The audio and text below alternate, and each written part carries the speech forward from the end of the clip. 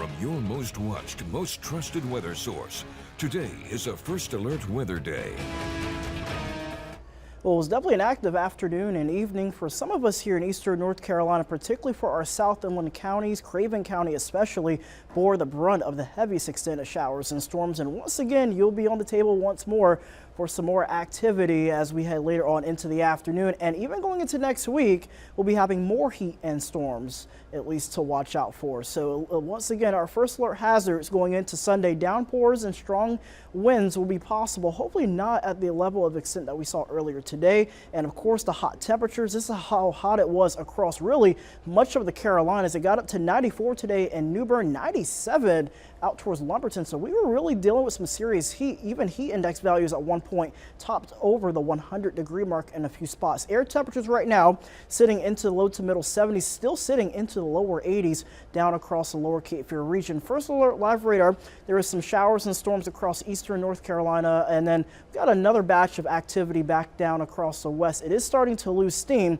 but there are signs that a little piece of energy, roughly about 5,500 meters up in the atmosphere, could help to spark some showers and storms going into the morning hours. And at least right now, this last batch of activity over parts of Jones County, southern Lenore, starting to fizzle out. And meanwhile, eastern Carteret still dealing with the rain right there along Highway 70 and Highway 12. And then any remaining shower action started to fizzle out there across parts of Kitty Hawk. So it'll be a quiet start early tonight, but can't rule out an isolated storm late. Temperatures dropping down into the upper 60s and low 70s. Tomorrow for your Sunday, it'll be a very humid start. Temperatures around 77 degrees. We're going to climb very quickly into the upper 80s by the afternoon, even along the coast. 40% chance of showers and storms as we head into Sunday evening. Your first alert beach weather forecast, high risk of rip currents for the Outer Banks and Crystal Coast. Southwest breeze around 10 to 15 miles an hour.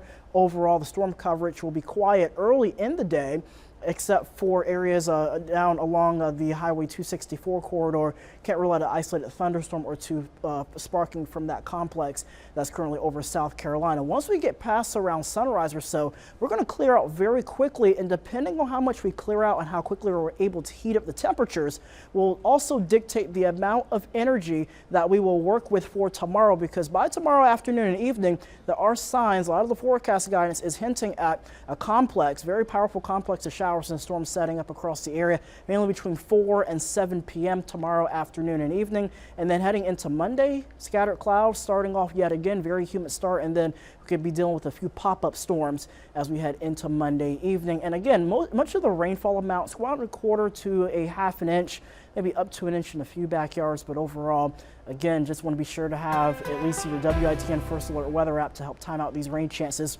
over the coming days. So yeah, it's going to be a hot 91 tomorrow.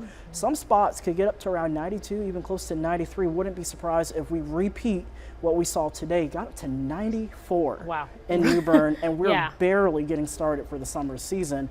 We had heat index values as high as 102, 103 in some spots. So yeah, you just want to stay hydrated and just be extra careful. Drink plenty of fluids, take frequent breaks as needed. Of course, it is the summer season. People are out and about.